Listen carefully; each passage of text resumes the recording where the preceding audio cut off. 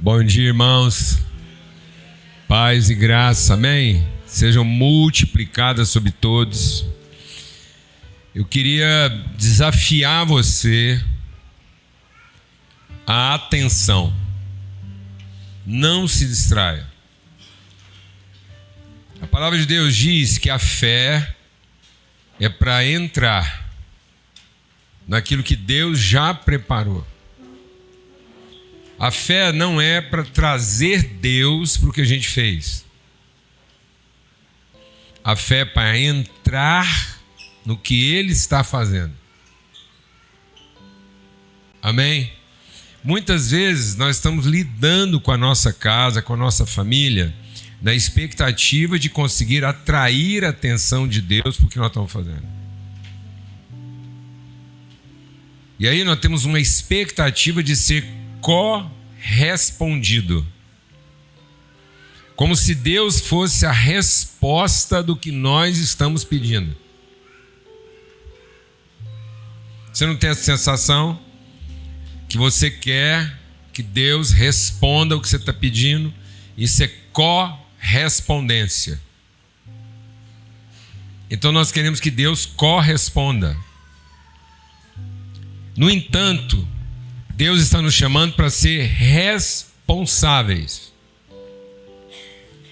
Então Deus não quer corresponder à minha expectativa. Deus quer que eu assuma a minha responsabilidade. Então, correspondência e responsabilidade têm a mesma palavra em comum, que é resposta. Então nós temos a tendência de achar que Deus é a resposta do que eu estou pedindo. E na verdade nós somos a resposta do que Ele está falando.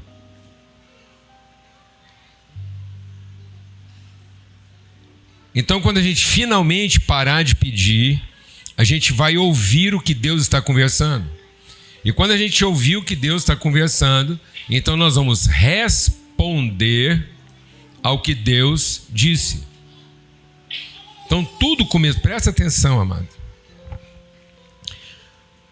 Não desvie, não deixe nada distrair você. Seguinte, tudo começou com disse Deus. Então todo o processo na minha vida tem que acontecer a partir daquilo que Deus está dizendo. Por isso que a fé vem de ouvir e ouvir o que Deus está dizendo. E muitas vezes a gente acha que a fé é para pedir o que Deus pode fazer. Então nós estamos usando a fé para pedir que Deus faça. E Deus está fazendo e falando para que eu seja a resposta. Quem pede é o idólatra. Quem responde é o filho. Então nós estamos cercados de um mundo idólatra, que tem uma expectativa de Deus. E na expectativa de Deus, cada um fez o seu Deus à sua maneira. Porque cada um está desenhando o seu Deus de acordo com a sua expectativa de resposta de Deus. Então todo mundo quer que Deus responda. Por isso que, se a gente fosse pesquisar aqui existem vários deuses, porque existem vários desenhos particulares de expectativa a respeito do que cada um quer que Deus faça. Mas agora nós temos que ouvir o que Deus está falando para saber quais de nós vão ser a resposta. Porque quem responde ao que Deus está falando é o filho. Quem fala para Deus responder é o crente. Então o crente quer uma resposta. O filho quer assumir a responsabilidade. Aleluia, irmão. Aleluia, irmão. Então, como crente, você quer que Deus te corresponda. Amém? Mas como filho, você é a resposta daquilo que o pai está falando. Lá em Isaías 6, abre a sua Bíblia, lá em Isaías 6.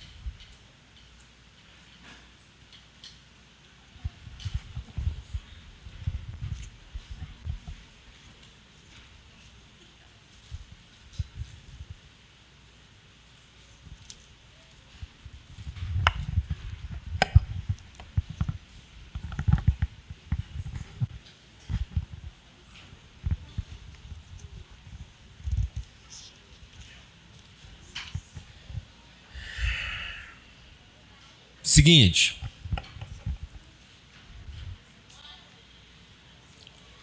Presta atenção. Quando você entra na presença de Deus, quando você finalmente entra na presença de Deus, você vê Ele de frente como Deus Todo-Poderoso, Senhor do Universo, ou você vê Ele de costa ou de lado como quem veio de dentro, como um filho lá do interior da casa. Então Deus está lá no trono dele, aí você entrou como quem vem de fora precisando de um favor, ou você veio de dentro como um filho querendo assumir responsabilidades.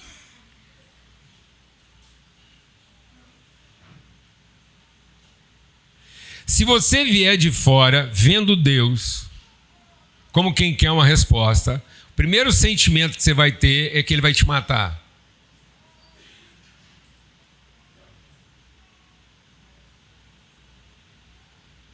Porque a santidade dele como Deus é tão grande que se você não tiver uma consciência clara da sua identidade como filho, a sua necessidade como servo e a sua culpa como quem fez tudo errado, vai destruir você. Por isso que tem muita gente entrando em profunda depressão de alma, porque ele está pedindo uma coisa que não corresponde à realidade dele. Então ele tem um desejo de poder, mas ao mesmo tempo ele tem dentro dele a culpa de quem sabe que tem um passivo devido. Então todo homem que viu Deus pela frente caiu como morto. João, o apóstolo, quando viu a glória de Deus, amém? Ele caiu como morto. Então olha aqui, ó. No ano em que o rei Uzias morreu, eu vi o Senhor assentado num trono alto e exaltado, e a aba da sua veste enchia o templo.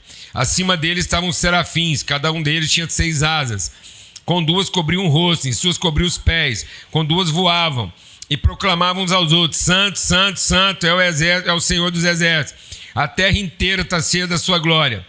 Ao som das suas vozes, os batentes das portas tremeram, e o templo ficou cheio de fumaça. Então eu falei: aleluia, é o papai. Foi isso, amado? Foi isso? Não, estou chocado.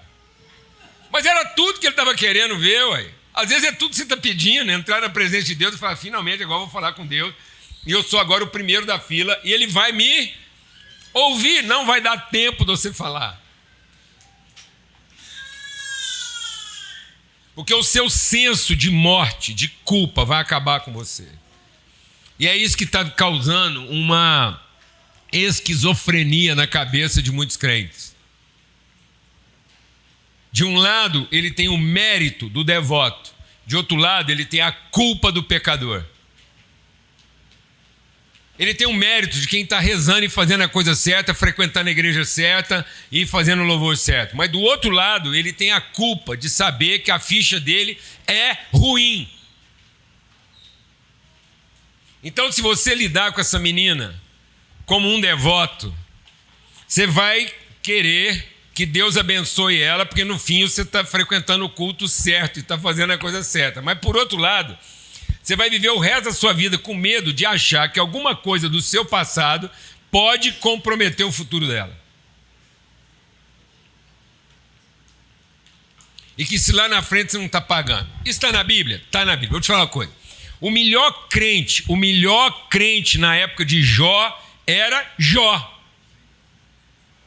Quem frequentava a igreja da unção, o monte da revelação, quem sabia os hinos, quem era dizimista fiel e dava as melhores ofertas na igreja, era Jó. Quem era o melhor empresário da época dele? Tinha uma empresa bacana, não sei o que ele mexia, não, mas sei que o cara era poderoso. E ele não era só poderoso como empresário, ele era poderoso como latifundiário. Sei lá se ele plantava soja, trigo, uva, azeitona, ou se ele criava cavalo, vaca. Sei que o homem tinha de tudo. Ele tinha um negócio rentável, ele tinha uma família feliz, e os filhos dele, tudo era crente. Aliás, crente demais, porque durante as semanas era crente em outras coisas, e no final de semana era crente da igreja do Jó. Nada parecido com as coisas que a gente vê por aqui. Esse cara estava rodando em alta. De repente, Deus chamou um anjo para abençoar o Jó ainda mais. Deus falou assim, gente, Gabriel, vem aqui.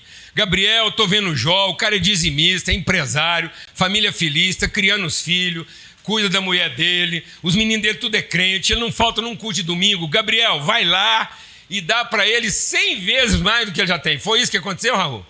Não, estou chocado. Porque Jó começou a achar que agora Deus tinha que corresponder. Sabe quem que Deus chamou para consertar a vida do Jó? Calma, você está sentado, não fica apavorado não, porque há esperança. Chamou o chefe dos demônios.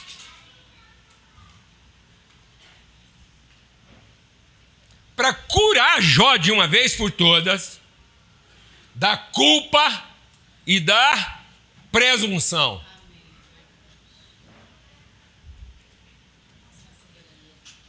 E aí Jó entrou num conflito.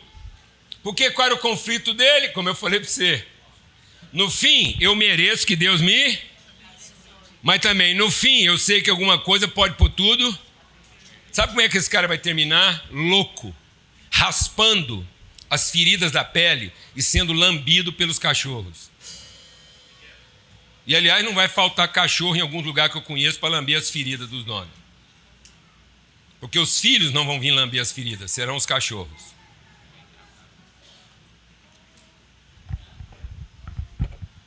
Porque eu conheço algumas pessoas que fizeram de tudo achando que estavam fazendo a coisa certa, e hoje, se ele precisar de alguém que lambe a ferida dele, não vai ser um filho, porque o filho está longe, vai ser um cachorro. Você está demorando muito para você conhecer alguém que hoje quem cuida das emoções dele é um cachorro? E não um filho? Vai demorar para acontecer isso? Não. Gente lambida de cachorro.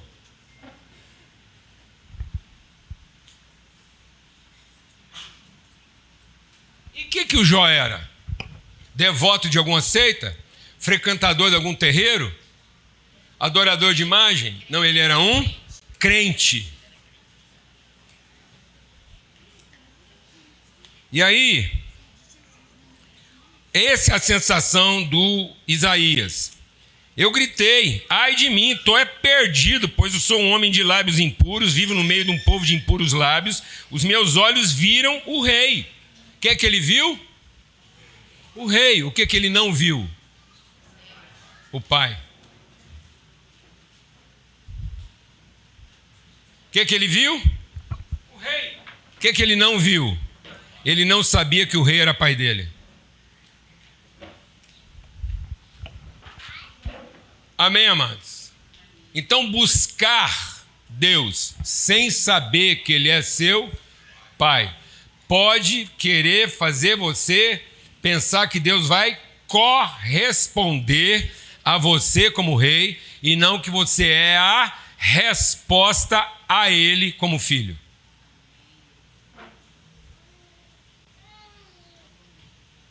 Aleluia! E aí o Isaías está dizendo, então ele pegou uma brasa viva do seu altar e tocou a minha boca. Por que que Deus vai tocar a boca do Isaías? Para mudar a conversa dele. Para ele parar de ser um cara que pede, para ser um cara que responde.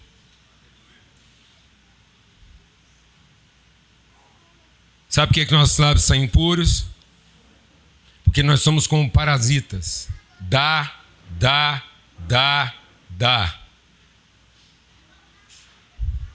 Sabe por que nossos lábios são impuros? Porque nós só sabemos pedir. Uma esposa melhor, um marido melhor, um filho crente, uma empresa que funciona, uma igreja que me atende, pedir, dá. Porque nós fizemos do nosso ventre o nosso Deus. Fizemos do nosso ventre o nosso Deus.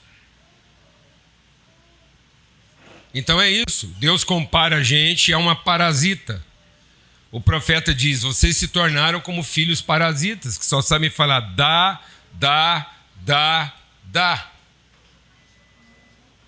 E aí, Jesus ensinou: quando você entrar no seu quarto, fala com seu pai e declara. Declara, não é pede, declara: o Senhor seja exaltado, assim como o Senhor reina nos céus, reina na terra, e seja feita entre nós a sua vontade. É uma declaração que a vontade de Deus seja feita entre nós.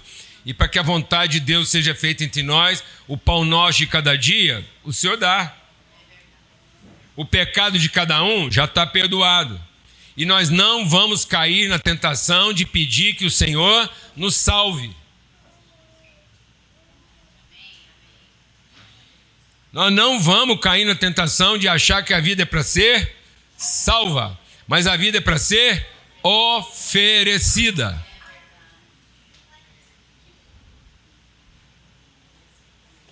Não caia na tentação de continuar dá, para que a minha vida continue sendo salva, mas que seja feita a tua vontade para que a minha vida alcance o seu propósito. Lábios impuros. E aí ele diz assim: então ouvi a voz do Senhor. Diga comigo: então ouvi. Sabe para que Deus quer purificar o lábio?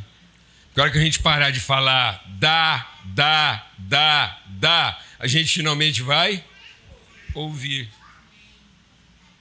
Sabe por que você não está conseguindo ouvir a vontade de Deus para sua vida? Porque você não para de falar dá. Não tem jeito de você ouvir a vontade de Deus, porque a gente não para de pedir, ué. É só parar de pedir um pouquinho e você vai ouvir a voz de Deus, e aí você vai ouvir: a quem enviarei? E quem vai nos representar? E aí agora aquele lábio que só falava dá. E olha, deixa eu te falar uma coisa. O lábio que fala dá, é o mesmo lábio que diz: vi a glória do Senhor, o Rei poderoso, exaltado e altíssimo. E sabe por que a mesma voz que diz dá, diz Deus glorioso? Porque está pensando que quanto mais ele falar isso, maior a chance de Deus escutar ele para dá. Então muitas vezes nosso louvor não é adoração, é bajulação.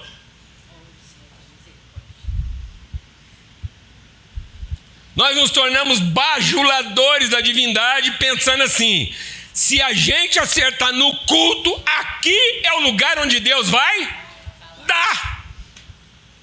Aí o cara não oferece dinheiro como quem está assumindo a responsabilidade. Ele oferece dinheiro como quem está pagando propina. Aí ele não louva como quem está se apresentando para cumprir um propósito, indo para a guerra. Ele louva porque fala: agora finalmente Deus vai colocar uma redoma lá na minha casa e lá bicho não pega. Eu vou dispensar inclusive até o Baygon, porque nem pernilongo entra lá em casa. Que bobagem. Que coisa demoníaca. Amém, irmãos? Aleluia. Aí nós vamos ouvir. E aí nós vamos falar. Como quem quer ser correspondido? Não, nós vamos falar como quem quer assumir a responsabilidade. Então, quem é o correspondente? Nós correspondemos porque nós somos coparticipantes da natureza de Deus. Então, nós somos respondentes, porque nós assumimos ser a resposta. Mas Deus não é a resposta da sua oração. Nós somos a resposta das orações das pessoas, porque nós respondemos como filhos ao Pai para ser a resposta das orações que Ele está recebendo como Deus. Então as orações estão vindo pela porta de fora, como quem não conhece, pedindo coisas para Deus. Aí Ele vai lá para a parte de dentro, conversa com os seus filhos, para que os seus filhos sejam a resposta. Então ela não é a resposta da sua oração. Mas você é a resposta da oração dela. Amém. E aí você não vai atender a demanda dela. Você pode pedir o que você quiser, mas ele vai ouvir Deus para não ser correspondente da sua expectativa, mas para ser, na sua vida, a forma como Deus está assumindo a responsabilidade de orientar você como uma filha. Acabou. Palavra de redenção, amados. De libertação. Por isso, nesse momento, hoje, nas nossas reuniões de hoje, nós temos que ter, Deus preparou aqui um tempo de batismo. E batismo de criança. E eu quero dar um testemunho. Esses dias publicaram um recorte lá na nossa rede social lá, sobre batismo de criança, e muita gente questionou lá, por que você batiza criança? E eu não prego isso como uma doutrina, mas eu ensino isso como um princípio de fé. Porque isso não é uma questão doutrinária, pragmática, litúrgica. Isso é uma prática de fé pedagógica. Amém? O batismo e a ceia tem que ter caráter pedagógico. Se você dessignificar a mesa da sua casa, cuidado para que a mesa da sua casa não esteja sendo um coxo, onde as pessoas se reúnem apenas para quê? Para comer. Mesa é o lugar onde as pessoas assumem a responsabilidade. Mesa é onde os que conhecem mais assumem a responsabilidade dos que conhecem menos. Então, mesa é o lugar onde os mais novos que não têm conhecimento são servidos pelos mais velhos que já têm conhecimento. Então, para chegar na mesa e comer, até os cachorros comem. Glória a Deus. Então, daquilo que é servido na mesa, não precisa nem ser crente, basta ser cachorro, esperar um pouquinho, vai cair alguma coisa lá, come. Glória a Deus, amado. A mesa é para ensinar quem tem conhecimento a servir quem ainda não tem. Então, a mesa é a pedagogia da sua casa para você ensinar seus filhos a ter paciência, para ter certeza que todo mundo já foi servido. Então, mesa é lugar de educação. E não de fome. Mesa é para as pessoas aprenderem a esperar umas pelas outras. Mesa é para a família aprender quem é o último da fila e não quem é o primeiro. Você quer saber que seu filho vai se dar bem na vida? Então ele aprendeu lá na mesa da sua casa a ser o último a comer. Aí ele vai dar certo em tudo. Não manda ele para a melhor universidade, se ele vai lá na universidade aprender a ser o primeiro a comer e o primeiro que merece por causa do curso que ele fez. Ele é demônio. Mas se lá na mesa da sua casa ele aprendeu a ser o último a comer daquilo que foi dado para ele, então ele vai ser um príncipe.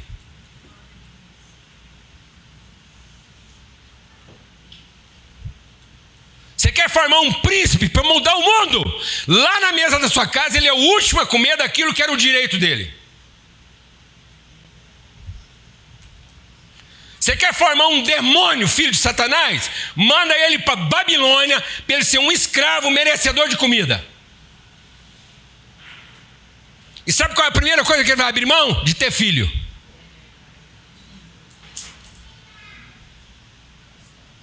para ter direito e não ter responsabilidade. E, se possível, morar longe de você, para não ter que preocupar com você quando você for um imprestável. E ele pagar alguém para fazer isso. Alguém está ouvindo aqui o que a gente está conversando ou não? Que isso? Mesa é a melhor escola. Sabe qual foi a escola que Jesus escolheu para formar um povo? A mesa. Quase 50 dias entre nós ressurreto. Ele estava fazendo culto? 50 dias Jesus ressurreto entre nós. O que ele fazia? Almoço, jantar, café da manhã. Café da manhã, almoço, jantar. Mesa, o tempo todo, 3 vezes por dia. 3 vezes por dia ele estava ensinando seus discípulos a fazer o quê? Ceder a vez e ter a elegância principesca de quem não coloca sua fome em primeiro lugar.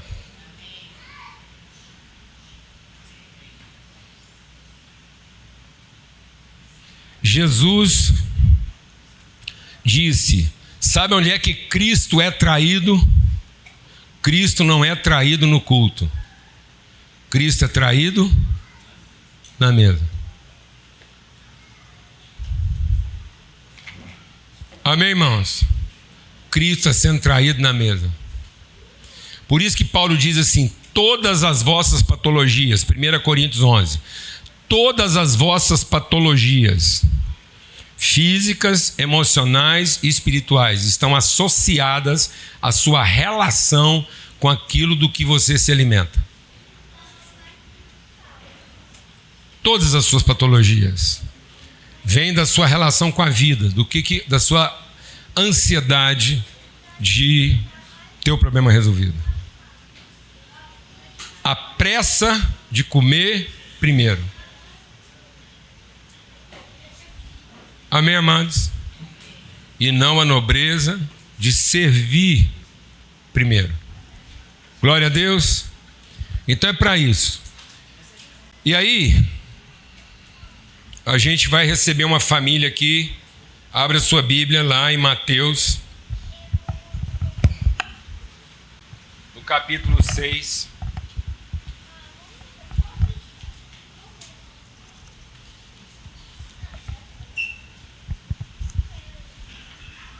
Não, desculpa, não é Mateus 6. É Mateus 3.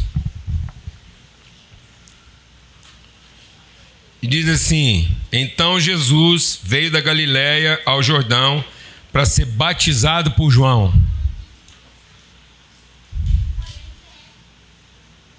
O que Jesus tinha que ser?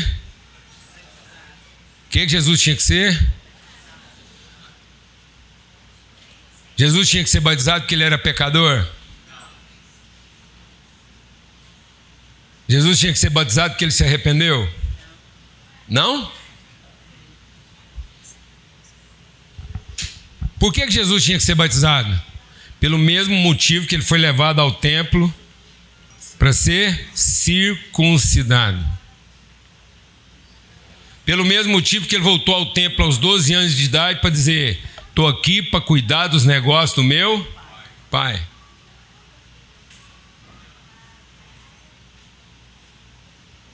Aleluia, irmãos. Então, batismo não é para resolver o problema de ninguém.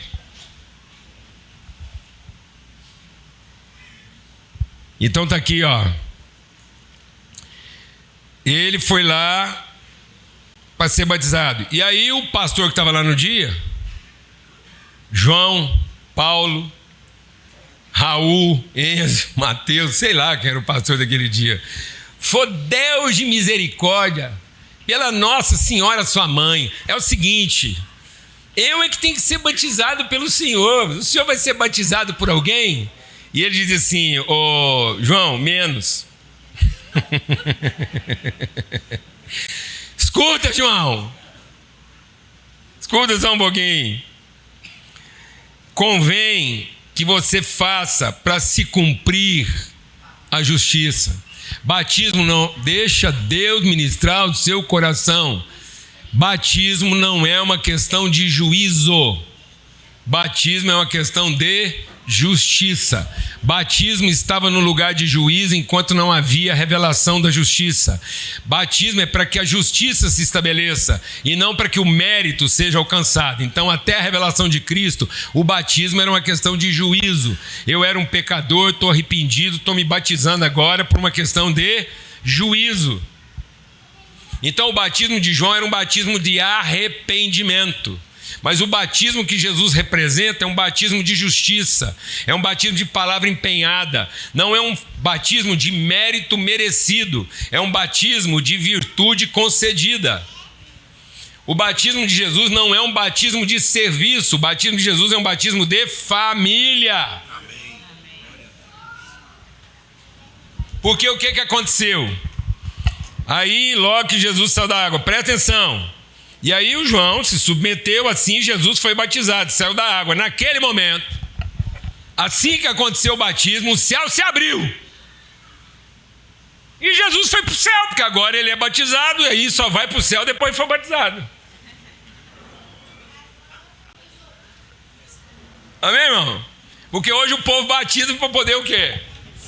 Ir para o céu, então tem que batizar o menino. Quando ele chega lá na porta, o anjo vai olhar nele, falou: não estou vendo nenhuma marca de batismo nesse menino, pode ser o que for, mas esse menino está lascado. Não, irmãos, isso é quando não tinha a revelação do Espírito Santo. Isso é quando imperava a lei. A lei imperava, então havia um código penal. Havia um código penal que submetia as pessoas a um determinado rito, para que esse rito revelasse uma questão de mérito ou não, se ela está incluída ou não. Vindo o tempo da revelação, nós entendemos que agora a salvação vem pela graça, mediante a fé, para que a pessoa trabalhe, e não para que a pessoa seja salva. Aleluia! Então hoje, na revelação, antigamente na lei, a pessoa trabalhava para ser salva.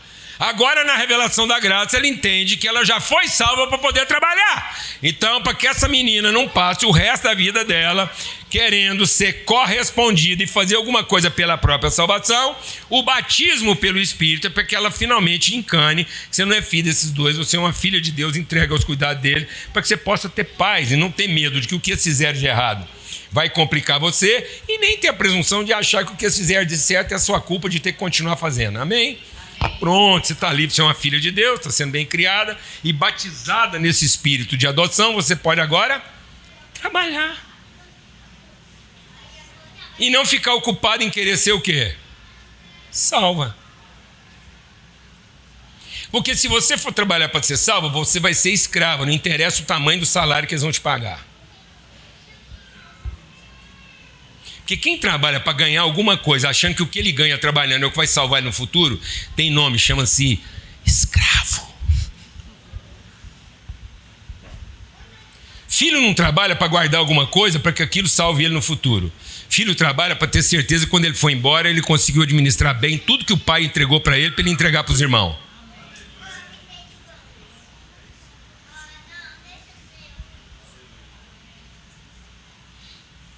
Amém, irmãos? Então, de qual batismo nós estamos falando? Agora que Jesus saiu da água, ele vai para o céu? Não, agora que saiu da água, o que escutou? Esse é o meu filho amado, em quem eu tenho todo o prazer. Depois você olha lá na versão de Marcos e Lucas, essa voz, como agora, não foi todo mundo que entendeu.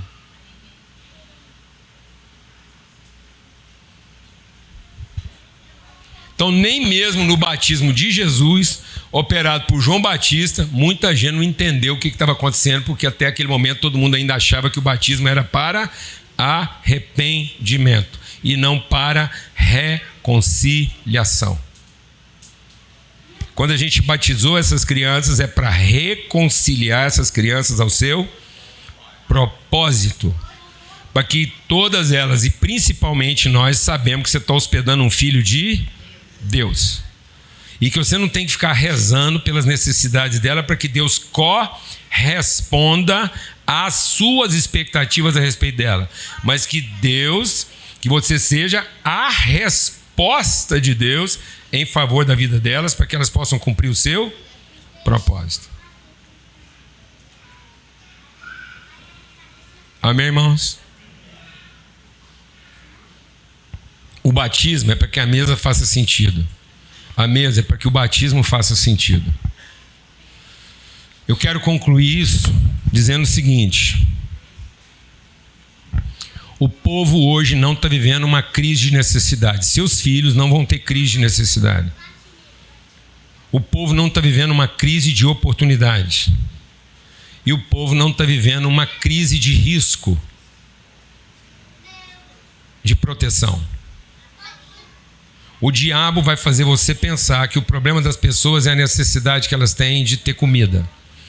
O diabo vai fazer você pensar que o problema das pessoas é o que elas têm que fazer para alcançar as suas melhores oportunidades.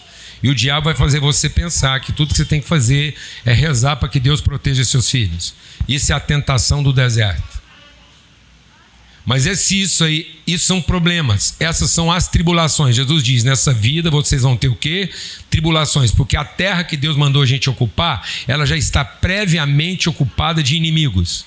Então, por melhor que seu filho seja formado, para qualquer lugar que você mandar ele vai encontrar uma terra já ocupada de um pensamento, de uma cultura, de um comportamento, de uma índole. A índole que está reinando no mundo, ela é animal, terrena, demoníaca. Pai mata filho, filho mata pai, mulher mata marido, marido mata mulher, sogra mata nora, nora mata sogra. Sogro e genro, eles ficam bêbados juntos. Geralmente eles não matam um ao outro, não, mas sogra e nora é punk. É tenso. Entendeu? Genro e sogra, às vezes vai até para um prostíbulo junto, mas o outro não. Tanto é que você viu lá agora, acabar descobrindo quem matou que a família inteira lá foi quem? A nora. Se fosse o genro, tinha levado o sogro para o prostíbulo, tirava uma fotografia, entregava para a sogra dele mesmo matava o sogro e não tinha que fazer nada. É mais ou menos assim que funciona. Alguém sabe o que eu estou falando ou não? Então, nós estamos mandando os nossos filhos para um ambiente o quê? De tribulação.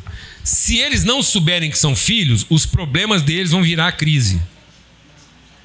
Então as pessoas não estão com crise por causa do problema. Elas têm uma crise e por isso o problema delas vira uma crise.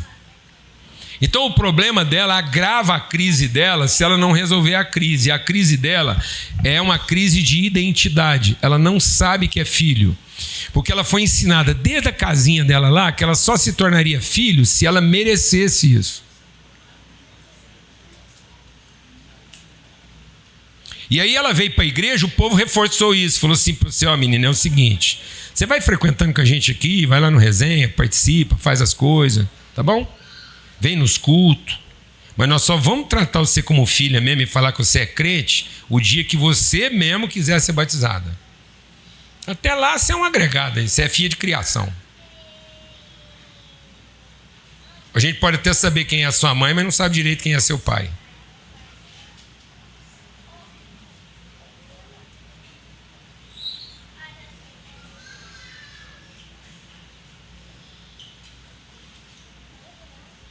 Então por que a gente batiza uma criança dessa? É um testemunho de responsabilidade. Nós, como família, estamos assumindo a responsabilidade de tratar ele como um filho de Deus. E que ele vai ficar aqui não para ouvir o que nós queremos que ele faça, para corresponder à nossa expectativa, para que ele continue sendo membro da nossa paróquia. Nós estamos aqui para assumir a responsabilidade, que ele escute a voz de Deus e consiga trabalhar para cumprir esse propósito. Inclusive, se der ruim aqui, ele tem a responsabilidade de consertar e não o direito de fugir para procurar outro lugar bom para ele frequentar. Porque isso está acontecendo com os jovens. Ele passa uma dificuldade numa igreja, no trabalho, numa empresa, a primeira coisa que ele faz é procurar uma igreja melhor para ele frequentar, que vai corresponder melhor ao dízimo que ele paga, mas ele não tem a menor responsabilidade de fazer aquele trem funcionar. Alguém aqui sabe o que eu estou falando ou não? Faz isso com o marido, mulher, empresa, não vai fazer com a igreja? E todo mundo está cheio de direito e não tem responsabilidade. Então a primeira coisa que nós vamos ensinar para os seus filhos, a partir de você, é que você está assumindo a sublime responsabilidade de ensinar para ele que ele é um filho de quem? De Deus. Para que no momento oportuno ele assuma o quê? A responsabilidade dele. Amém, irmãos? Aleluia? E não para que ele frequente a igreja que tem que a culpa de entregar para ele a igreja que ele tem direito. Sem chance. Então nós queremos chamar uma família aqui com 3 crianças. Olha que coisa mais bendita. Vem cá, Mateus. Foi para Mateus que hoje da Feira Forte. Vamos lá receber essa família. E tá aqui. Pronto. É o Marcos e a Thaís. Nossa, meu Deus do céu. O Joaquim, que é o mais velho. A Beatriz. E a Cecília. Pensa.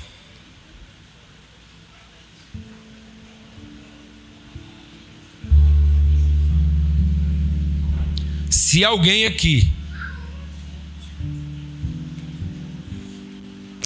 aqui vem pra cá, Marcos, Thaís,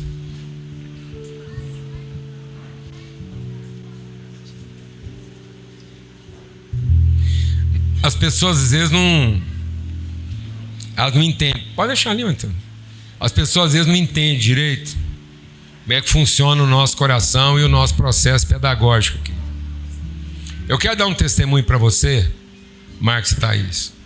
E não é um testemunho para valorizar, não. Mas é um testemunho para revelar o valor que esse momento tem na nossa vida. Eu estava num outro compromisso. E um compromisso de muita projeção. Milhares de pessoas. E uma repercussão de algumas dezenas de milhares, ou até centenas. E um lugar onde a gente poderia estar afetando muita gente com a nossa pregação. Um evento grande, em que as pessoas entendiam que a gente ia ter lá um lugar de primazia, de honra. Mas quando eles falaram para mim se eu podia ficar mais tempo lá, eu falei, não posso. Ah, por que você não pode? Porque tem um batismo de criança marcado lá na nossa família. Eu não faço isso aqui por causa de um rito religioso. Eu faço isso aqui para essas crianças terem certeza que elas habitam no meio de um povo que nunca vai duvidar de quem elas são. Que nós podemos ter qualquer tipo de dúvida a respeito de como elas se comportam, do que elas estão fazendo, mas entre nós, elas vão ter um espelho refletido. Toda vez que ela olhar nos nossos olhos, ela vai ter o olhar de quem sabe quem elas são, independentemente da forma como elas se comportam. Porque nós fomos batizados nessa fé. Pronto. E agora? Depois você me empresta seu óculos? Esse trem lindo? Pode deixar, ela está no lugar dela. É ela que está ensinando nós a saber que funciona apesar da movimentação. Tá vendo, mano? Ela só está levando a gente para um lugar que a gente não quer. E nós vamos passar o resto da vida levando eles para um lugar que eles não querem, então tá justo. Amém? Tem mãe que reclama, fala assim, depois que meu filho nasceu, eu não durmo mais, acordo de madrugada. Você vai passar 20 anos acordando ele cedo para ir para uma escola que às vezes ele não quer, tá justo. Eu acho que tá mais do que justo. Ou não tá justo? Hã? Tá justo, rapaz. Tá justo. Hã? Sujou minha roupa. Vai passar 20 anos ele obrigando ele a vestir uma roupa que não foi ele que escolheu. Tá justo. Aleluia, irmão. Família para estabelecer justiça e não direito. Família para dizer que aqui ninguém tem direito. Um ambiente quieto, sossegado, as pessoas fazendo o que a gente quer, tá bom? Amém, tá aí. Muita paz nessa hora. Glória a Deus. E aí eu falei para eles, não, tem um batismo, tem uma celebração de família. Então é com alegria que a gente vai fazer isso aqui agora, para que seja um ensinamento na nossa vida. Eu quero dizer uma coisa aqui: se alguém aqui se levantar para tentar ensinar para essas crianças aqui que elas têm que fazer alguma coisa, qualquer que seja, para ser aceita entre nós e para a gente ter certeza de que ela é crente, se a vida delas aqui na nossa comunhão depender de alguma coisa que elas façam, então você pega uma pedra, amarra no seu pescoço, vai ali para a beirada do rio e desaparece. Não será considerado suicídio, será considerado autossacrifício em favor do bem da humanidade. Está autorizado na Bíblia. Está autorizado na Bíblia. Porque quem escandalizar uma criança dessa, fazendo ela pensar que a relação dela com Deus depende do que ela faz, é Satanás na vida dela. Se alguém ensinar uma criança dessa a pensar que ela tem que fazer alguma coisa em favor da própria salvação, repreende e diga: arreda de mim, Satanás, porque você cogita das coisas dos homens, mas você não cogita das coisas de Deus. Glória a Deus, amados. Então por isso que na mais tenra idade nós vamos deixar, rapaz, mas você é bonito com força, pelo amor de Deus. Se eu soubesse, eu tinha vindo com a camisa branca quase igual a sua. Eu tenho uma parecida com essa lá. Amém? Esse é o Joaquim. Vamos lá, cadê a água? Vem cá, Matheus. É agora, Beatriz. Põe aqui. Pode derramar aí. Olha aqui, põe a mão aqui para você ver, ó. Vamos ver se puseram uma aguinha morna para nós. Tá. Põe a mão para ver se está quentinho. Põe. Vai. Não? E aí, Joaquim, vê se tá boa a água. Pode pôr. Tá fria? Não fizeram isso com você, não. Tá não, tá boa, rapaz. Amém? Vamos lá, irmãos. Quem crê nessa palavra? Quem está assumindo esse compromisso de batismo com essas crianças? Glória a Deus. Aleluia. Amém. Vem cá, Joaquim, para mim te batizar. Ou então pode ficar aí pertinho da mamãe, tá bom? Joaquim, nós te batizamos em nome do Pai, do Filho e do Espírito Santo de Deus. Joaquim, o seu nome é discernimento. Deus te deu um olhar e uma percepção de quem quer aprender, mas principalmente de quem vai saber ensinar. Amém? Amém? Ele vai ser um filho de muitas perguntas. Não é? Não é? Essa luta que ele está enfrentando aqui na frente é porque para ele tem que fazer sentido. Amém? Então muitas vezes você vai achar que ele está inibido, que ele está se escondendo, ou que ele pode ser, às vezes você vai achar que ele é até rebelde, mas não é. É porque você vai buscar a sensibilidade de Deus, porque para ele não adianta você falar que as coisas são do jeito que são, porque para ele vai ter que fazer sentido. Amém, meu irmão? Então, do mesmo jeito que ele vai ter sabedoria, Deus está te abençoando com o dom da paciência. Amém? Amém. Glória a Deus. Amém? Olha lá, tá vendo como é que ele gostou? Porque agora fez sentido, né? Pronto. Glória a Deus. Glória a Deus. Aleluia. Amém. Beatriz. Beatriz, nós te batizamos em nome do Pai, do Filho e do Espírito Santo de Deus. Você quer me ajudar aqui a batizar ela? Seu pai abaixa ela um pouquinho. Não? Amém? Você quer que o Joaquim batize você também, Beatriz? Em nome de Jesus. Seu nome é celebração, é comemoração. O seu nome é transtorno, Beatriz. Quem celebra, quem ajunta. Prepara, porque essa menina vai juntar muita gente na sua casa. Agora só falta ela, não é? Vai batizar ela também? Já batizei seu pai, agora vamos batizar. Pronto. E a Cecília. E a Thaís. Pronto. Aí você me ajuda?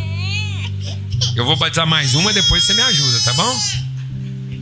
Cecília, nós te batizamos em nome do Pai, do Filho e do Espírito Santo de Deus. Seu nome é misericórdia, bondade, compaixão, favor. Agora pode molhar bastante a mão para molhar a cabeça da mamãe. Ela vai abaixar um pouquinho.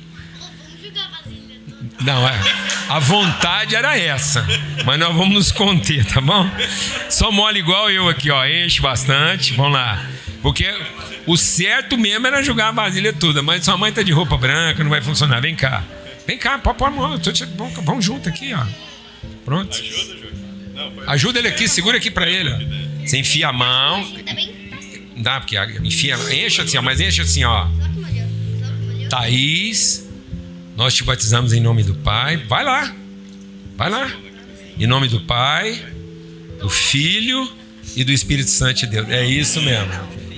Mas é isso. Tá vendo como é que para ele faz? Sente. Amém, Thaís. Seu nome é paz. Deus vai dar paz ao seu coração para essa família tão prodigiosa que Ele está entregando para vocês cuidarem. Amém? Glória a Deus. Amém.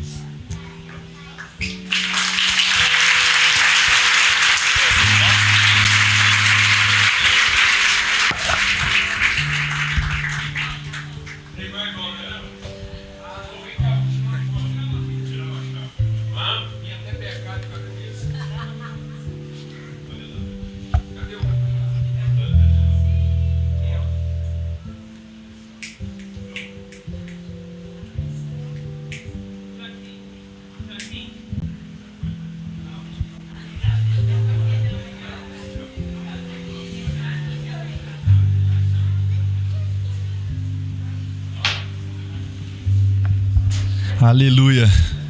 Bom dia, igreja. Já foi trem demais para nós pensar, né? É trem demais para a gente poder assimilar, discernir. Enquanto Paulo Júnior estava compartilhando, sempre um desafio para nós estar aqui, sempre um desafio para nós poder compartilhar daquilo que Deus tem para compartilhar. Nós temos pouco tempo ainda, mas eu não queria deixar de repartir aquilo que Deus colocou e tem colocado no nosso coração essa semana. E é tudo e muito isso do que a gente já começou a conversar desde o início, desde lá quando o Raul começou a conduzir o nosso momento. Eu queria lembrar de uma história que tem o emocional de todo mundo, tem a lembrança de quase todo mundo. Se a sua tradição foi a tradição cristã ou não, de certa maneira já passou pelo seu ensino, que é a história de Jonas. Eu queria contribuir em toda a nossa reflexão lembrando desse homem, porque tem tudo a ver com a gente. Deus começa uma conversa com Jonas e ele termina conversando, ele termina perguntando. O texto bíblico vai dizer que não tem nem resposta para a pergunta de Deus. A história continua, a pergunta continua. Por quê? Porque tem a ver com nós, com eu, você. Um profeta que profetizava naquele tempo, num tempo onde Israel foi dividido, onde Israel, o país teve a região do sul e a região do norte. A Bíblia vai dizer que um homem ouve a palavra do Senhor. Depois você vai poder ler na sua casa lá o livro de Jonas, 3 capítulos, coisa rápida. Mas a Bíblia começa dizendo o seguinte: a palavra do Senhor veio a Jonas. E de tudo que eu fui ministrado e a gente está sendo ministrado nessa manhã, Jonas é um homem como eu e você, um homem que recebeu a voz de Deus, um homem que profetizava, um homem que amava o povo de Deus, mas o amor a Israel talvez transformou no coração de Jonas uma idolatria para aquele povo. E às vezes isso acontece com a gente. A palavra que Deus derramou sobre nós, às vezes vai ficando maior do que o Deus da palavra, do que o Pai da palavra. Isso encontra no nosso coração uma dificuldade de discernir os tempos. Isso encontra no nosso coração aquilo que nós chamamos dessa depressão, de uma pressão contrária. E foi aquilo que aconteceu com Jonas. Deus dá uma direção, mas ele não obedece. Deus chama ele para ser a resposta, mas ele quer ser correspondido naquilo que são os seus anseios. Há no coração de Jonas um amor por Israel no nível seguinte: Deus está me mandando ir para Nínive, Deus está me mandando pregar para um povo inimigo, eu não vou fazer isso. Deus está mandando eu ir para um lugar onde eu não quero, para um lugar onde a palavra que eu recebi dele, para mim não faz sentido. E porque para mim não faz sentido, por quê? Porque eu amo tanto a palavra que ele me deu, eu amo tanto aquilo que ele me entregou. Para Nínive, eu não me compactuo com o que você quer fazer com aquele povo. E a Bíblia vai dizer que Jonas faz o seguinte: ele financia, ele paga do bolso dele uma viagem para um lugar assim, lá para a China. Sabe quando a gente fala, eu vou lá para a China? É isso aí. Ele vai para um outro lugar assim, completamente oposto, completamente contrário. E a Bíblia vai dizer que ele começa a dormir no barco. Ele começa a dormir no barco, mas não como alguém que dorme com paz. Ele não dorme o sono de um justo. Por quê?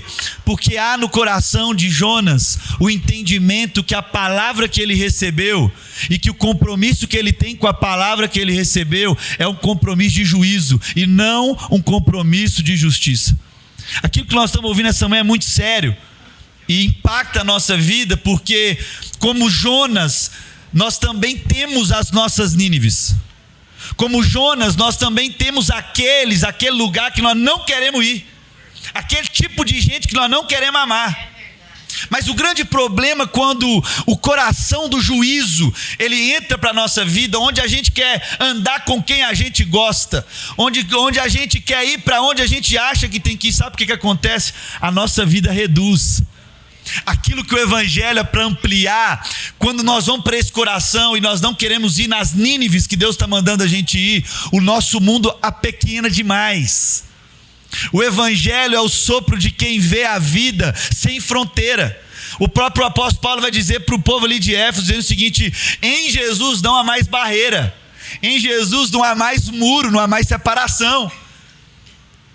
E parece que por não assumir e querer a nossa responsabilidade, e querer ser correspondente naquilo que é os nossos desejos, nós vamos negligenciando e abandonando a direção que Deus um dia entregou para nós. E a Bíblia continua a história dizendo o seguinte: que Jonas não se arrepende. Ele começa a ter ali uma nuance ali, alguns relâmpagos assim de consciência, porque ele dorme de um jeito, e alguns estudiosos vão dizer, na leitura lá da Septuaginta, enfim, que ele hiberna. É aquele sono, não de quem descansa. É que sabe quando a pessoa chega num estágio seguinte: eu vou dormir que eu não quero entender a minha realidade, eu não quero ouvir nada, eu não quero ver ninguém, eu não quero voltar para o real. Alguns estudiosos vão dizer que esse é o sono de Jonas. Até que o caos está acontecendo, a tempestade está acontecendo, o marinheiro começa a jogar, os líderes começam a jogar as coisas para fora e fala: meu Deus do céu, que tipo de Deus é esse? E aí, indo lá embaixo para ver o que pode jogar fora, eles encontram quem? Jonas, um profeta de Deus, que busca a correspondência dos seus desejos. Sabe o que acontece? Eles chamam Jonas para conversa e falam o seguinte: tem alguma coisa, quem que é você, quem que é você veio de onde, que Deus que você serve, porque quem sabe, eles falam o seguinte: quem sabe em você tem a resposta que nós estamos precisando. E Jonas olha e fala o seguinte: eu sei que esse negócio é comigo, mas porque o cara está tão ligado com a correspondência do seu desejo que ele não se joga. Sabe o que ele fala? Me joguem no mar. Me joguem no mar que vai resolver o seu problema, o problema de vocês. Me joguem no mar. E a Bíblia vai dizer que eles falam: não, de jeito nenhum, isso vai complicar demais, o seu Deus é poderoso, o seu Deus ele falou que era o Deus que tinha criado o céu e a terra. Eles lançam Jonas não querendo fazer isso, e Jonas, então, você sabe muito bem, ele é apanhado por um grande peixe, fica ali 3 dias, beleza, conversa com Deus, alinha. E é interessante porque não há arrependimento ainda. Ele poderia falar: Yahvé, para tudo, eu vou voltar, eu entendi, eu vou voltar para Nínive. Mas não, um homem de Deus, não estamos falando de um incrédulo aqui não. Ele não se arrepende, ele não fala para tudo, não. Ele fala: pode me jogar, eu prefiro morrer do que ir com os ninivitas, eu prefiro morrer. E aí o texto termina nessa cena maravilhosa que eu queria costurar isso aqui. A Bíblia vai dizer que Deus dá essa chance, essa oportunidade dele voltar. Ele fala, eu vou para Nínive, eu vou pregar. E ele vai, chega lá e prega. Quando ele encontra um povo, um grande povo, a Bíblia vai dizer que o próprio Deus fala, mais de 120 mil pessoas. O povo ouve a palavra e se arrepende. Tudo que o Jonas não queria. Mas um das melhores efeitos de pregação, sabe por quê? Não tem outro registro na Bíblia de um jejum de um povo que até os animais ficaram sem comer. O trem foi tão poderoso, a graça de Deus derramada de uma maneira tão surreal, que até os animais entraram em jejum, porque o povo todo ia ficar em jejum. E a Bíblia fala que Jonas celebra, que Jonas fala, uau, foi para esse tempo que o Senhor me chamou. Não, a Bíblia fala que Jonas se retira. E ele de novo convida Deus, me tira a minha vida. Eu não nasci para ver esse negócio. Sabe por quê? Porque quando eu e você queremos ser correspondidos ao nosso desejo, até daquilo que Deus um dia disse para nós, nós vamos apequenando o nosso mundo. Nós não vamos mais ultrapassando os limites. Essa semana a gente esteve junto e eu conversando, compartilhando meu coração com o Paulo Júnior. Ele falou um negócio que ficou marcado na minha vida. Ele falou assim, eu falei, PJ, tem hora que chega uma hora na nossa vida que a gente fala assim, chegou no meu limite. Ele falou, é isso, aquele jeito dele, é isso. Ultrapassou o limite, encontrou o amor. É isso. É quando a gente ultrapassa os limites que Jonas não queria ultrapassar e encontrar o amor. Sabe por quê? O amor é sacrifício, o amor é entrega, o amor é semente que morre. E aí a Bíblia vai falar para nós e vai trazer para a nossa consciência e para a nossa reflexão o seguinte, que eu quero entregar para você aqui, em nome de Jesus. A Bíblia diz que Deus faz crescer num sol lascado uma erva. E profeta gosta de erva, né? Todo tipo de erva. A erva começa a crescer e ele apaixona com a erva. Sabe por quê? Porque a erva corresponde a uma necessidade dele de quê? De sombra. E a Bíblia vai dizer que o mesmo Deus que faz a erva crescer e liberar sobre ele uma sombra fresca no sol, faz uma larva vir e comer a erva toda. E o texto termina de um jeito, a cena com Deus, com Jonas é o seguinte, Jonas fica nervoso, irado, bravo com Deus, fala, como é que você permite essa erva que me fez tão bem morrer? E Deus olha para ele e fala o seguinte, você é um infeliz mesmo, né? Você não criou essa erva, você não plantou essa erva, você não regou essa erva, você não cuidou dessa erva e tem misericórdia dela. E você não está entendendo o amor e a minha misericórdia com mais de 120 mil pessoas que eu criei. Deus termina a conversa dizendo para Jonas o seguinte, é isso mesmo que você quer dizer? Eu não posso ter misericórdia do povo que eu criei. E aí, eu queria encerrar minha contribuição lembrando você, porque o próprio texto bíblico, Mateus, o evangelista Mateus vai lembrar isso lá no capítulo 12 para nós. Ele faz o comparativo de Jonas e Jesus. Ele faz o comparativo que Jonas ficou 3 dias e Jesus também ficou 3 dias no coração da terra. Para te lembrar o seguinte, quando Jesus dormiu no barco, vocês lembram disso, né? Veio a tempestade, aquela coisa toda, vocês lembram dessa história? A Bíblia vai dizer que Jesus dormia no barco. Dormia como alguém que tinha um coração convicto, porque ele já tinha liberado uma palavra daquela cena. Dizia o seguinte, nós vamos atravessar para o outro lado do mar. Agora Jonas também dorme no barco, mas não é o sono de quem tem paz por cumprir o propósito. É o sono de alguém que também ouviu a palavra de Deus, dizendo, a palavra de Deus veio a Jonas, o texto começa dizendo isso, mas alguém que não assumiu a sua responsabilidade. Na nossa caminhada de fé, Deus prepara muitas Nínives. Tem muito lugar que a gente não quer amar. Tem muito lugar que a gente não quer tocar.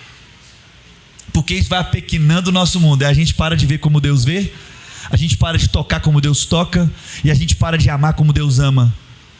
Deus não quer para nós, essa nova estação da nossa vida, um coração, mesmo como um profeta, um homem ou uma mulher de Deus, de gente que reduz seu mundo porque vê fronteiras, de gente que quer derramar, juízo sobre as pessoas, sobre as situações. Não é isso que Deus quer, nem de nós como pessoa, nem de nós como comunidade. Mas o convite de Jesus é, vem dormir comigo. Não fica dormindo um sono de Jonas, não. De gente que hiberna porque não quer voltar para a realidade. para que a gente comece a ver como ele vê, para que a gente comece a obedecer à voz que um dia disse: a palavra do Senhor veio ao Mateus, a palavra do Senhor veio ao Paulo Júnior, a palavra do Senhor veio ao Luca. Obedeça, mesmo que isso te custe sair desse lugar de juízo e ir para esse lugar de justiça. É aí, meu irmão, que as coisas da nossa vida vão começar a ficar muito mais claras. Sabe por quê? Não é mais o mundo pequeno dos meus desejos, de quem eu quero, de quem eu posso. Talvez o coração de Jonas era muito sincero, de tanta coisa que os ninivitas fizeram o povo dele sofrer, de tanta traição daquele povo, de tanta rebeldia. A Bíblia diz que, e quando a gente vai entender o contexto, era tanta opressão lá que não tinha nem livre nem escravo naquele tempo em Nínive, de tanta bagunça, de tanta loucura. Mas o Senhor nos chama para um tempo como esse. Quem é a sua Nínive hoje? Quem é esse lugar? Quem são esses quens? Você não quer nem contato, porque vai que Deus libera uma conexão e ele se arrepende. Eu vou ter que amar esse meu irmão. Vai que no convívio ali Deus dá uma misericórdia, aquele povo que me fez tanto sofrer agora se arrepende e vive uma nova vida. Será que a gente está tendo mais misericórdia de ervas que crescem para ajudar a nossa sensação, o nosso clima, do que o povo que o Senhor quer salvar? Será que a gente não quer se salvar querendo dizer para Deus: me mata, é melhor do que eu resolver aquele problema, do que eu ser a resposta para aquele negócio que eu não quero ser? Em nome de Jesus, em nome de Jesus. E Jesus diz que nos últimos dias, nesses dias de hoje, a gente não teria outro sinal.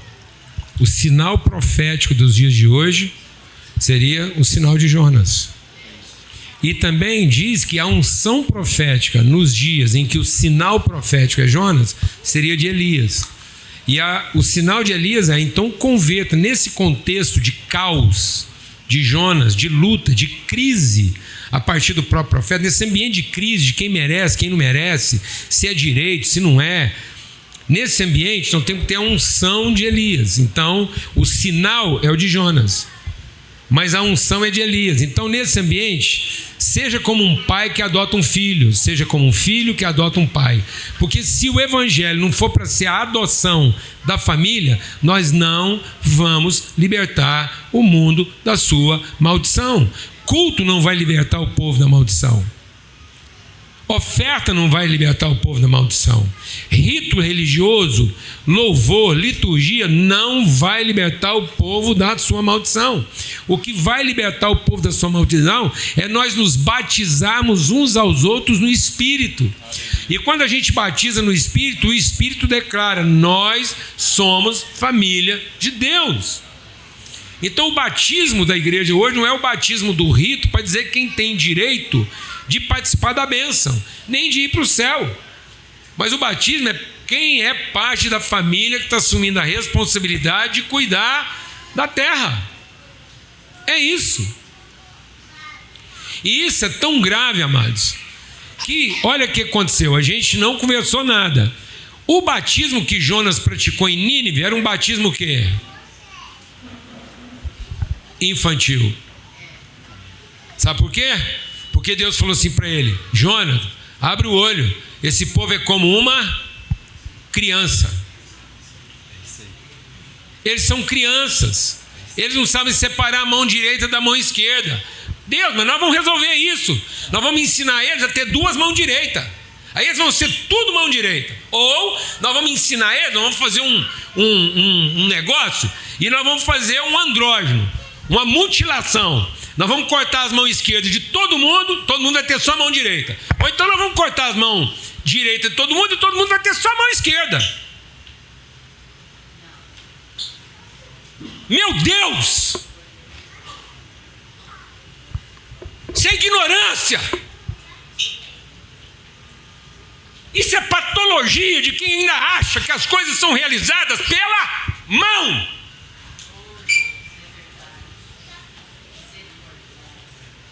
E não pela misericórdia. E não pela compaixão. O mundo não está precisando de um batismo de poder. O mundo está esperando um batismo de amor, de misericórdia, de graça e de favor. Reconciliar o povo com o seu propósito. Mas você acha que a lição é fácil de aprender? O Jonas era para ficar pianinho, adiantou não, acabou de ver um milagre, e agora, primeiro probleminha, ele está lamentando porque está goteirando no telhado da casa dele. E aí, os problemas pessoais de Jonas têm sempre a tendência de superar sua vocação.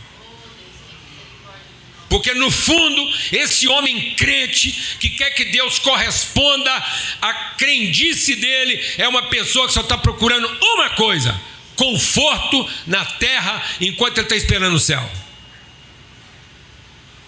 E não responsabilidade. Ele quer um culto confortável, ele quer uma casa confortável, ele quer um ambiente confortável para ele exercer o direito da sua crença. E não um lugar difícil, confrontador, desafiador, em que ele assume a sua responsabilidade. Que isso? Então vou te falar uma coisa: um crente fora do propósito afunda o barco de todo mundo.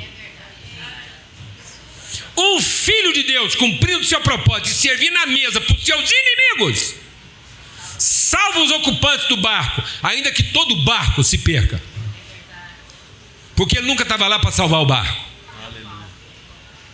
mas para ter compromisso com as pessoas. E como é que Paulo salvou o barco dos seus inimigos? Serviu a ceia para eles, tratou eles como irmãos, e não esperou que eles se tornassem seus devotos. Então Paulo não esperou que eles se convertessem, Paulo se converteu a eles. Por isso que quando Jeremias foi reclamar para Deus, falou: Deus, eu estou pregando e não está funcionando. Sabe por que não está funcionando? Porque você está querendo que eles se convertam a você, e você não se converteu a eles. Cuidado, você não está usando o seu evangelho para o seu filho se converter a você, para sua mulher se converter a você, para o seu marido se converter a você, para a sua igreja se converter a você, para a cidade se converter a você, para os seus empregados se converterem a você, para a vida se converter a você, para Deus se converter a você. E não para que o coração do Pai faça você se converter a todo mundo. É isso, amados. E para que você saia batizando todo mundo. Então o que Jonas precisava descobrir? O que Deus tinha feito antes dele. Porque Jonas estava sempre desconfiado, que é o que ele ia fazer. E sabe que no fim de que Deus é acusado? Cuidado, hein, irmão. Sabe de que Deus é acusado? De misericordioso. Cuidado, hein, irmão. Porque às vezes você está excluindo certas pessoas da sua vida, dizendo que elas vão para o inferno mesmo. Depois você pode ter uma surpresa. Na última hora Deus trabalha ela se converte, apesar da nossa pregação ruim, porque nós estamos pregando: vocês vão para o inferno, vocês é tudo capeta, Deus vai matar vocês tudo. E apesar da nossa pregação ruim, a misericórdia de Deus está lá operando, os caras tudo convertem. Aí converte, Deus abraça vocês, aí a gente fala: tá vendo? O senhor é muito vagabundo. Porque eu sabia, Deus, o senhor é misericordioso. O senhor acabou salvando aquele cunhado que me deu trabalho a vida inteira, cachaceiro, sem vergonha, mulherengo. Eu sempre falei que ele ia para o inferno. Na última hora ele converteu, virou bom, orou por mim e foi para o céu. E eu fiquei aqui com a mágoa, com a testa fritando, tentando resolver até hoje se a mão é a direita ou é a esquerda, e o cara está lá, sem vergonha. Como é que um sem vergonha desse entrou no céu, Mateus? É porque o senhor é misericordioso. E PJ, é importante a gente não esquecer. Ai, Jesus, cuidado para a surpresa que nós vai ter lá na porta, hein, amado? E é importante a gente não esquecer, para a gente fechar isso aqui, a nossa reflexão, que o problema para Deus não era os ninivitas. Era Jonas. Era Jonas, sempre no sentido foi. ele poderia enviar um outro profeta. Ele poderia, talvez, tem crise de profeta daquele tempo que falou: por que Deus não me mandou e mandou Jonas que fugiu? E cuidado, E é isso que ele quer fazer em nós, né? E cuidado, porque essa história da gente acusar Deus de misericordioso, eu vou terminar assim, só para dar uma descontraída assim, porque essa é uma palavra para libertar, mas às vezes a pessoa acha que está meio pesado. Não. Tá pesado é o que está aqui que a palavra está tirando. Então é o seguinte, aí o cara e a sogra viviam aquela relação assim, politicamente correta. O genro era o genro preferido, mas a sogra, tadinho do cara, ele estava doido para ver ela. Aí os dois estavam viajando de carro, o carro bateu, o genro morreu na hora, mas a sogra foi para UTI em estado grave. O genro morreu primeiro, chegou lá no céu, São Pedro esperando ele. Aí ele ficou assim meio apavorado, porque ele sabia que tinha umas curvas lá, que o trem não ia. Aí o São Pedro falou: não, apavora não, rapaz. A obra da sua salvação já foi feita, o sangue foi derramado. Pode chegar. Só tem mais uma coisinha. Fácil. É só um exercício aqui, mas um exercício fácil, coisa assim, tranquila, tenho certeza que você vai passar no teste. Aí ele apavorou, o coração, pata, cardíaco, suando a testa, teste na porta do céu, aplicado por São Pedro. Aí falou: qual que é o teste? Aí o São Pedro falou assim para ele: você consegue soletrar a palavra amor? E foi só isso? Foi A-M-O-R. Pronto, tá vendo? Falei pra você que é fácil. Entra. Aí ele entrou meio desconfiado, ambiente do céu, não sabia direito o que fazia, ficou meio por ali. Chamaram o São Pedro lá dentro, uma situação urgente que tinha que administrar lá. O São Pedro virou pro cara e falou assim: você pode ficar aqui na porta tomando conta aqui para receber os que vai chegando? Foi, o senhor acha que eu posso? Falei: claro, você sabe como é que funciona, é só aplicar o teste aí e põe para dentro. Aí ele ficou lá. A sogra dele, parada cardíaca, bem subindo. Não deu 40 minutos dele ter entrado no céu, na portaria vem subindo a sogra. Olha que ele viu a sogra e falou: sendo que ele tinha acabado de soletrar amor. A sogra viu ele e falou: meu genro! Querido, é você que está aí na porta, bem. Ele falou: sou eu, minha sogra. Que beleza, você que veio me meter. Ó, minha sogra, sou seu genro, nós fomos felizes juntos, mas é o seguinte, para entrar aqui tem um teste. A senhora é uma mulher de Deus, nunca faltou nas missas, nas campanhas, nos pequenos grupos. A senhora fez a devocional lá naquele livro chamado lá Cartas Vivas de Amor. A senhora é de Deus, minha sogra, mas é só um testezinho básico, coisa simples. Ah, foi mesmo? O que é, meu gente? Não, é só soletrar uma palavra.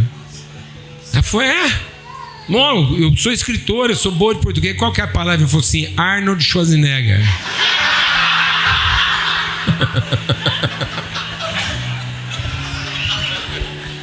Esse é o sinal de Jonas, entendeu, irmão? Cuidado. Cuidado.